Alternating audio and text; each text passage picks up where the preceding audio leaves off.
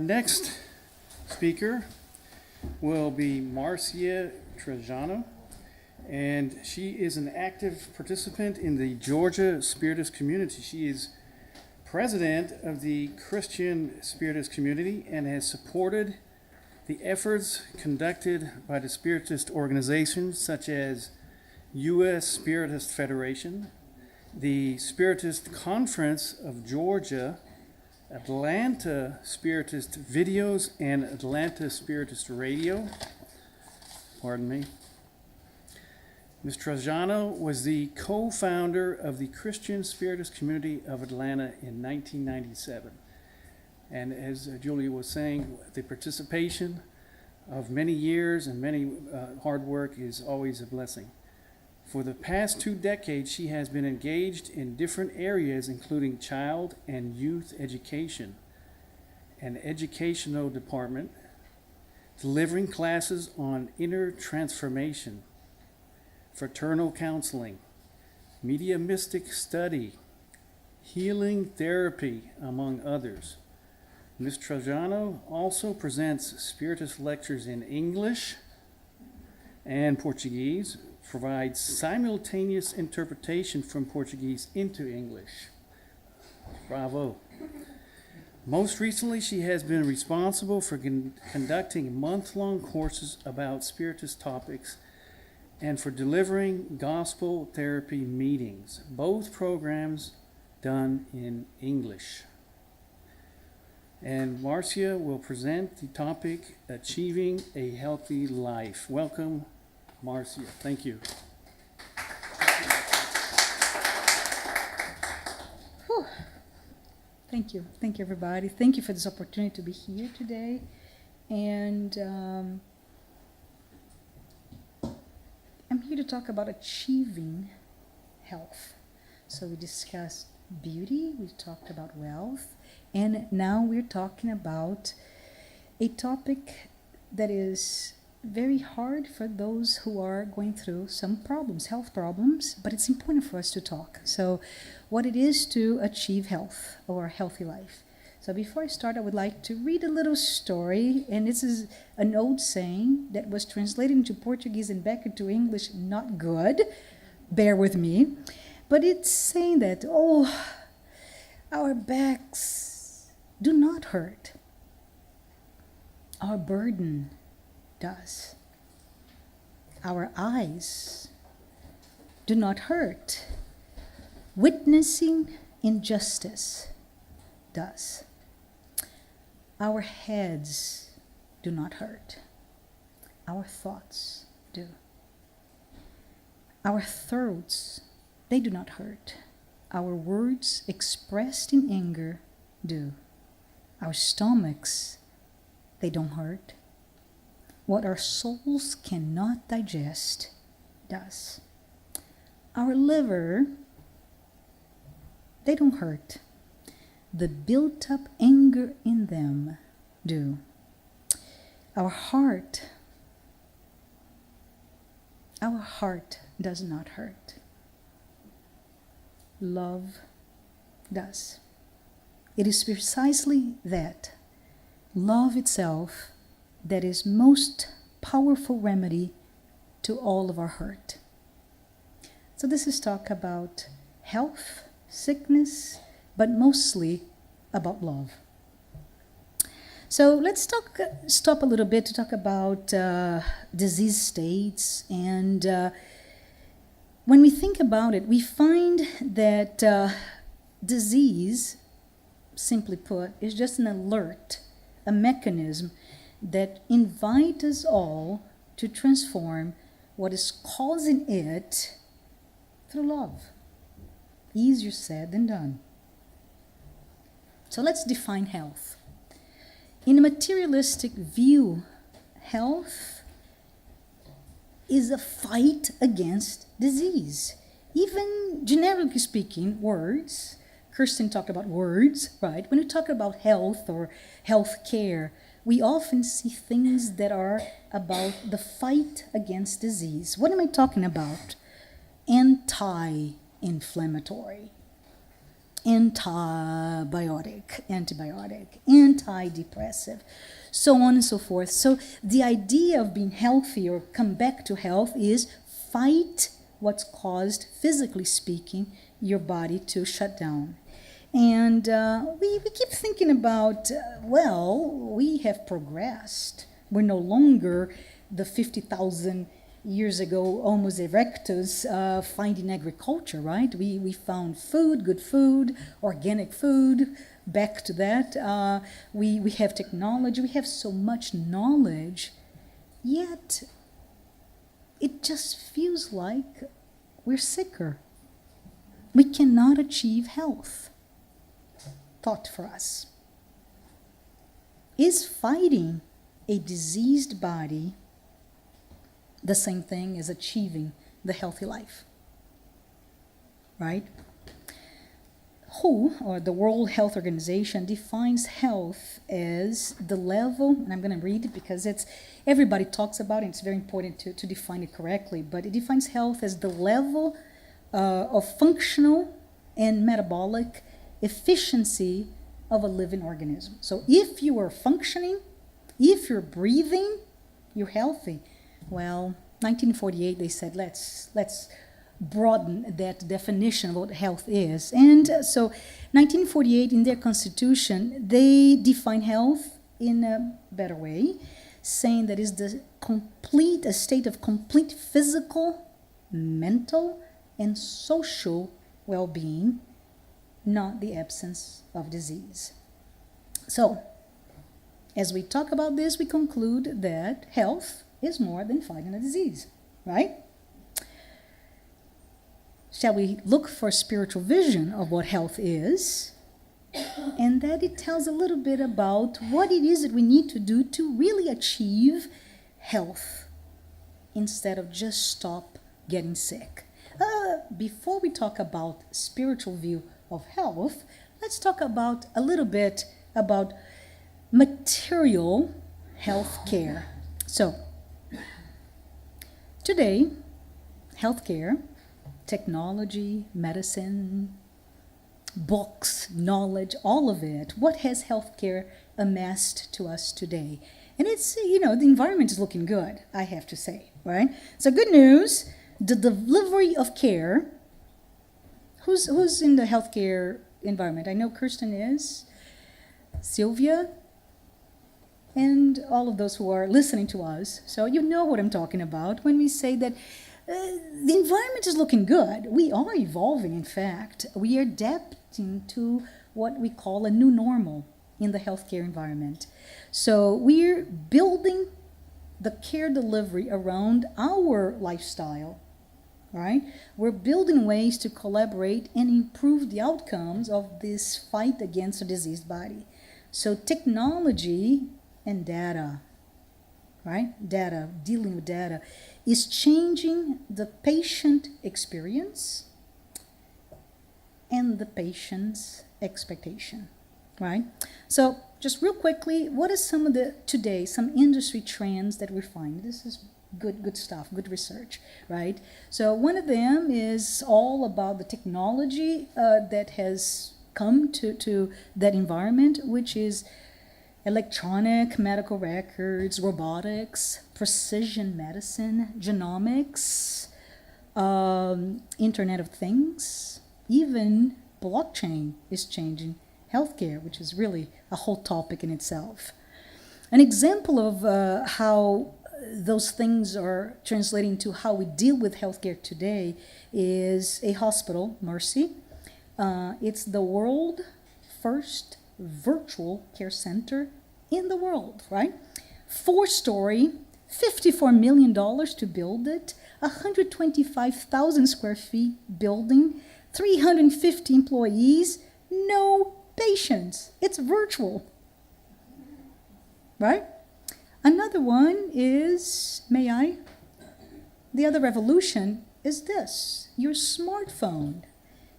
Just for sake of letting us know what's happening today, 2017, there are 165,000 apps today that refer to how you can take better care of yourself. It's pretty impressive, right? Another example is how we access primary care. So many years ago, in Brazil, or when I came here, so long ago, if I'm not feeling well, I go to a doctor. And then we encounter all of the bureaucracy, this and that, or whatever. But today, actually, I can go and through telehealth, I can talk to a neurologist in Singapore and pay my neurologist fee here. No problem. Telehealth.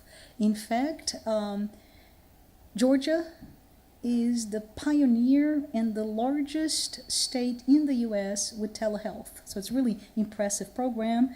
If anybody has questions, I can talk a little bit more about it, but it's just fascinating.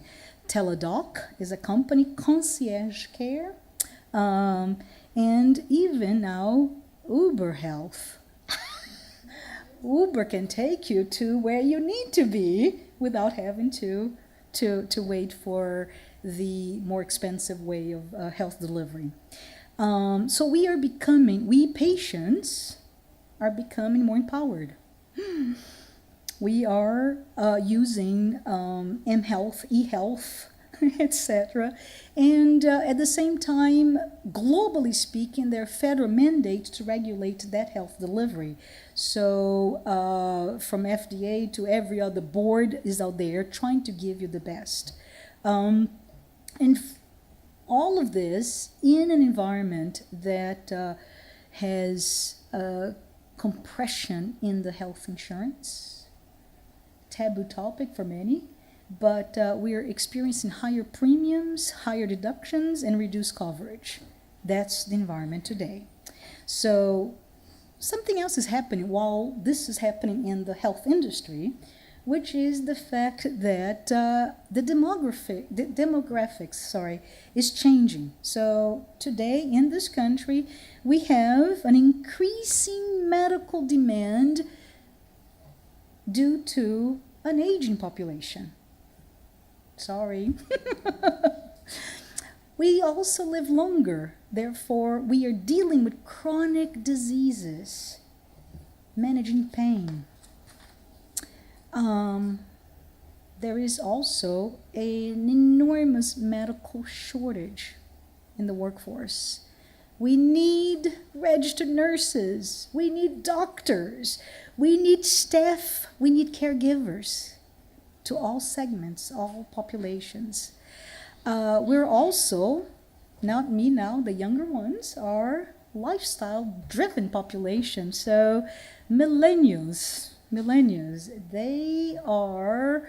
they have different preferences than baby boomers, and they also have income instability. Less people have jobs as most of us had, right?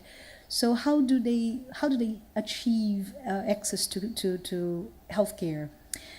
They also, with the advent of frequent flyer, expect not a frequent flyer program, but they expect loyalty programs. They want to be treated as consumers. They need loyalty. To be able to give their loyalty, they need to be rewarded. They need convenience. They need personal attention. They need to see value at every instance of that relationship with their doctors.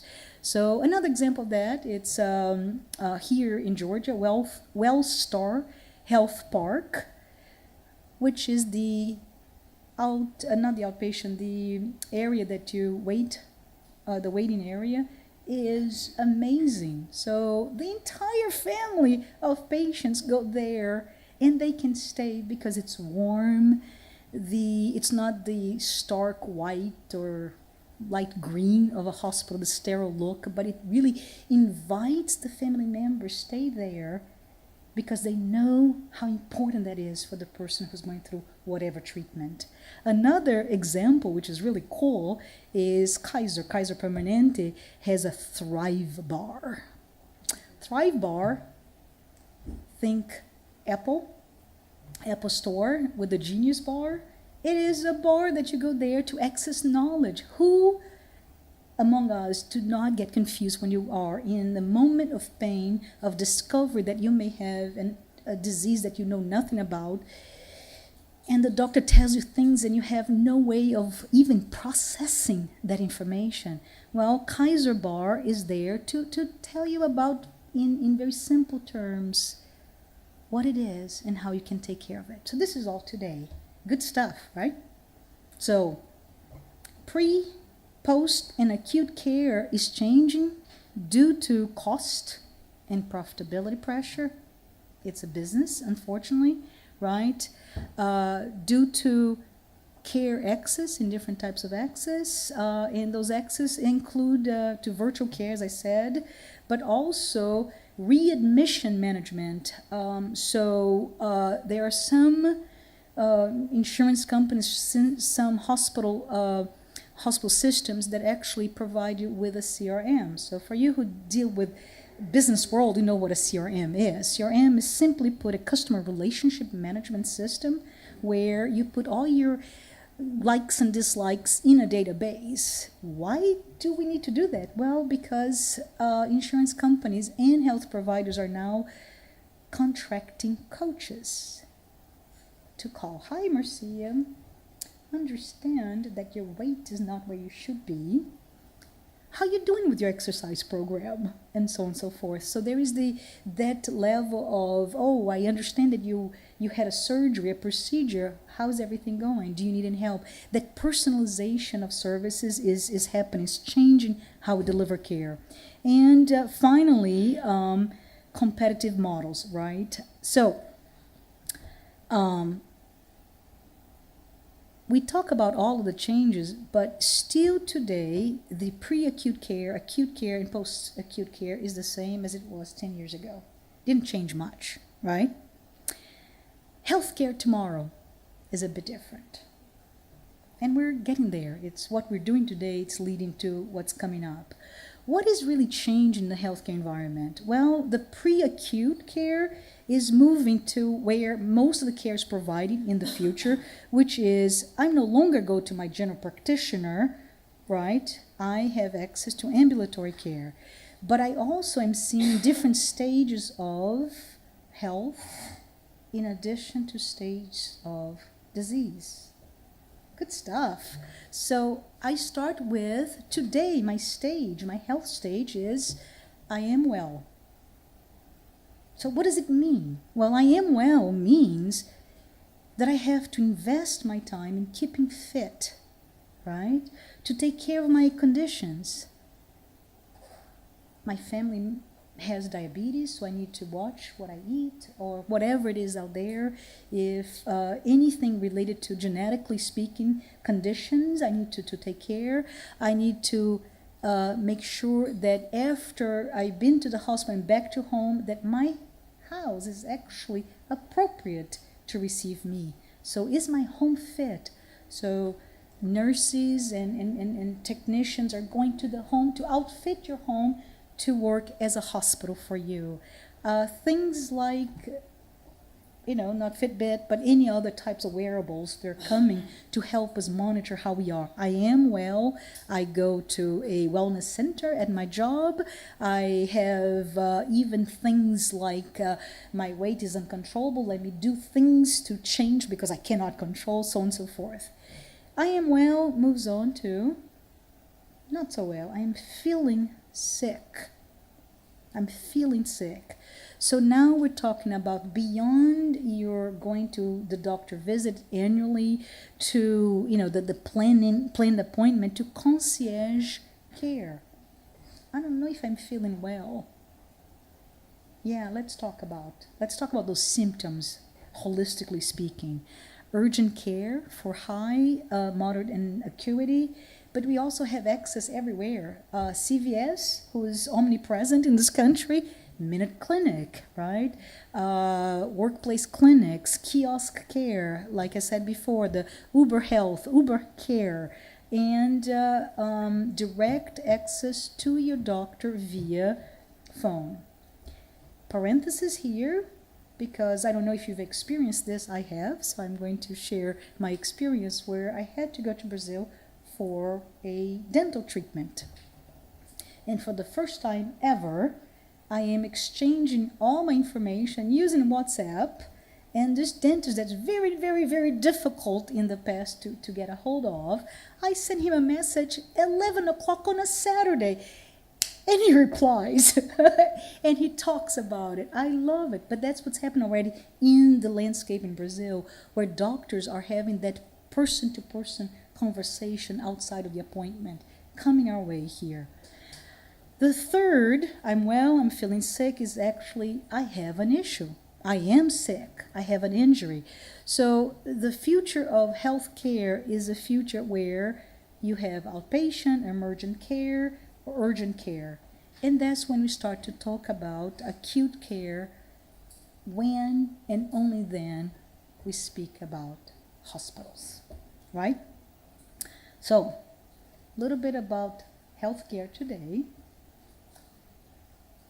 But I thought I was here to talk about achieving a healthy life, not about taking care of my sick states, right?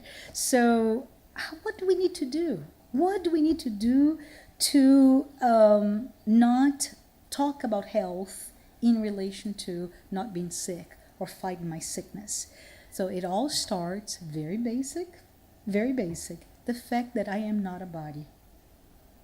Simply put, I am 3 bodies. I am not crazy. I have 3 bodies. I have my physical body, I have my fluidic body, my perispirit, and my spirit. Right? So for me to be healthy, I have to be healthy in 3 dimensions.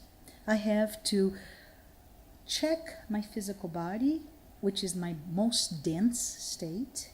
I have to check my fluidic body, where it registers all my feelings and emotions, so it's all the emotional side of me, of my health, and my spirit, my essence. Sorry, I did it already. It's fighting with us. Sorry. So the spirit's our essence, and it's the divinity in us.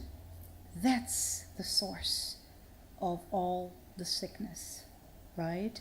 That's the root cause. So it's important for us to talk a little bit about the root cause, because we know that if I keep talking about the symptoms and taking care of the symptoms, will my disease be taken care of? If I only treat my physical body. And that's the most important lesson for us.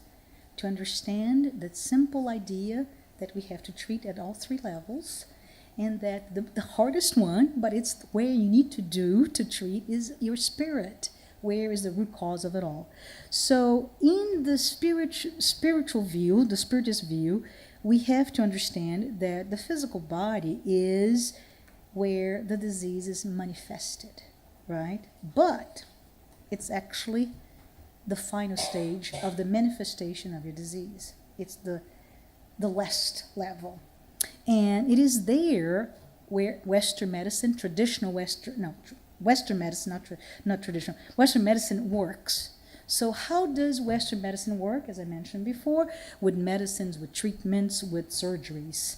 Western medicine will focus and only focus on the body exclusively, but the future of healthcare, we started to look at preventative measures from a physical body perspective on how to deal with staying well instead of only looking at staying not sick. So that realm from a physical body perspective is talking about what we eat, how we eat, your level of physical exercise, rest, relaxation, and overall healthy style, right? One of the things that is so hard for most of us is to, especially in this country, unfortunately, is to have that defined work-life balance. What it is to have a good life and a work-life balance. Perispirit, how do I go about dealing with the second level, right? And really lightly put, when we start talking about how can I treat that disease that is manifest in my physical body in my perispirit, we start to have to think about all the diseases that are manifested in this fluidic body that is in here, is in its intermediary phase, not initial, not the end, intermediary. And this is mostly the focus of things like homeopathy,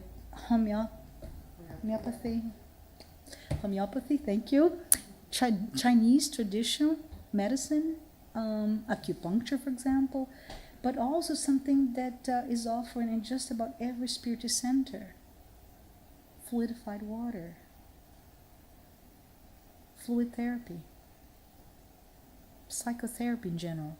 When we start to deal with the emotional realm, then we start to talk about all that is registered in our perispirit that is somatized in our bodies. Finally, we talk about the spirit, our body, spiritual body, and this is the deepest level, and that's where we find the root cause of all the symptoms that we see in our body. So the disease that we found there happens so simply. It's because somehow, somewhere, we believe that we live in a material world, in a material dimension, and that's all there is. Somehow, somewhere, we distance ourselves from God. That's the root of it all. We disconnect from God. We don't hear God anymore. And this is the focus from a healing perspective of transpersonal therapy, gospel therapy, meditation, any therapy through faith, prayer, forgiveness, and love. This is all about love, right? So at the end of the day, this is all we have to do, is to feel love, learn what love is, and live in that loving dimension. So, fluidic, spiritual, or physical treatment, they're all there because they want to stimulate the process of self-healing.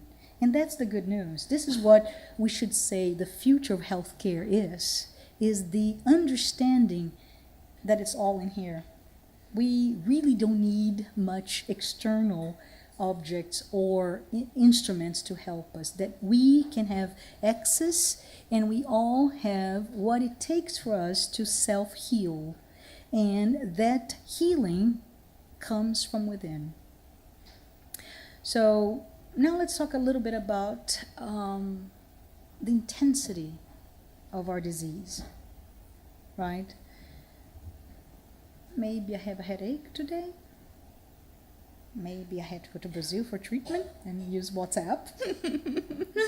Maybe I have to go to the hospital. We don't know. Each one of us are experiencing different things, and I'm not minimizing any of that, right? So from mild to moderate to acute to even chronic disease, we have to believe that all of them can be transmuted completely through acts of love. But we don't know what love is, do we? We kind of think we know. We have great examples of what love is, but most of us are still struggling to define, to understand, cognitively speaking, and to really live and express what love truly is. Unconditional love, love without judgment. The love of a mother comes real close to it. But when we talk about this, we have to understand that we need that to counter all the things that we bring in us, in the source of it all, in our spirit. What am I talking about? We're talking about pride. We talk about vanity, jealousy, greediness, hatred, remorse, revenge, aggression, selfishness, intolerance, impatience, negligence, idleness, and the slew of addictive behaviors that easy to say. We can talk about alcohol, gambling, food, sex, but we all know that addiction is many more than that, many other ways. Anything that imprisons us is a form of addiction, escape from our ability to see ourselves.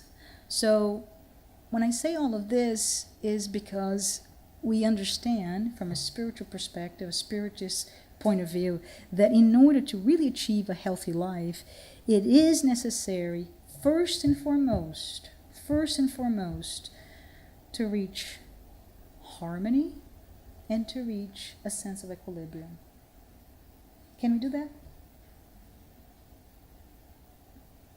Can we try to do that? Yes. So, how do we do that? How do we even start doing that? The best way to do is to start the exercise, and we had some tips earlier today. Thank you. There are some many books out there, right? And there are many tools. We have an entire toolkit with us when we start studying, including many other philosophies, but including Spiritism. But we need to understand that it starts, the very first step is actually awareness. Awareness of our actions, awareness of our words, awareness of our thoughts, awareness of our feelings. They're all connected. So awareness. And when we start to have a life filled with love, then we start to see a flow of energy that will lead us to have the peace and balance that our souls really require to be healthy. So the healthy individual is the one that is peaceful individual, and that peace, that harmony really results from three movements. Number one, as I mentioned before, it's self-awareness, which is the search to identify within yourself the sources of whatever. The source for my disease, the source for my anxiety, the source of my anger, whatever that may be. The self-awareness is the search to identify within yourself the causes of today, my state today. Then after you kind of become self-aware and we know how to identify, then we have to go to the next level, which is self-control, right? So it is creating the mechanism to control yourself, to find in those behaviors what is that I'm doing that is causing the disease. And finally, my favorite topic, inner transformation. So inner transformation is just whatever tool is there, and inner transformation exists in a spiritual center, outside of a spiritual center, right? Inner transformation is a gift to all of us, which is the desire to transform the root cause of all of our diseases by developing instruments for achieving a healthy life.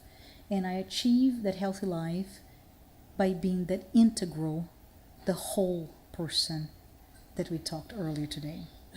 So negative feelings, hatred, indifference, those are my feelings. Am I able to embrace them? Yes, right? Those are my feelings.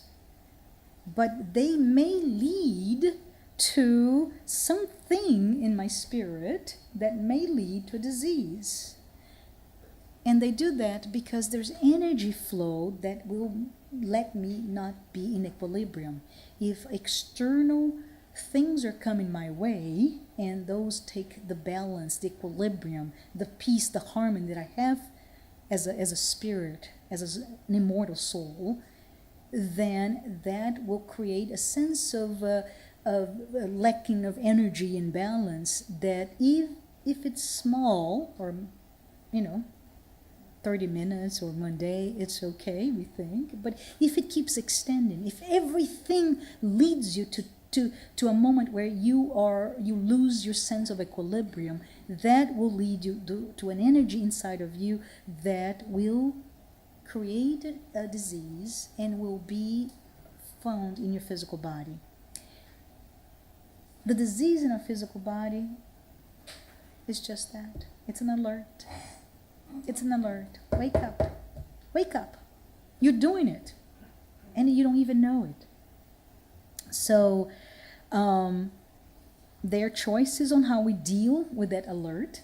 And the choices are simply what I call pseudo-love, or my passive way of dealing, my reactive way of dealing with that, or my proactive way of doing that, which is all about love, right? So my pseudo-love, when I deal with this alert in my body, is I understand I'm sick, I'm feeling sick, and I am going to lead with the disease as an inevitability, right?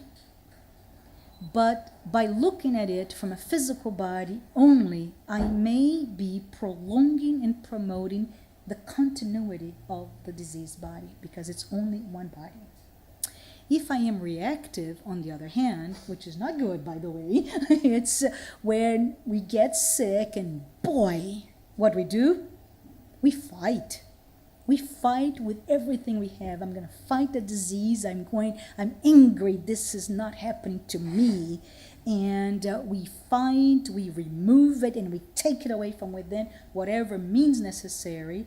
And unfortunately, that can solve potentially momentarily, right? And momentarily can be a decade. It can be 30 minutes. It can be this life.